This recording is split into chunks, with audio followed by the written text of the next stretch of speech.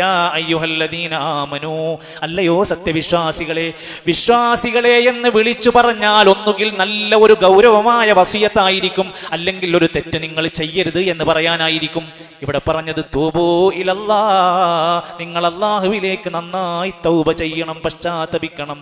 എങ്ങനെ? തൗബത്തൻ നസൂഹാ, ആത്മാർത്ഥമായ തൗബയാകണം. ആത്മാർത്ഥമായി നിഷ്കളങ്കമായി എൻ്റെ ഈ പാപത്തിൻ്റെ പേരിൽ നാളെ ഞാൻ പീഡിപ്പിക്കപ്പെടരുത്, എൻ്റെ ഈ പാപത്തിൻ്റെ പേരിൽ എൻ്റെ സ്വർഗം എനിക്ക് കളഞ്ഞു പോകരുത്.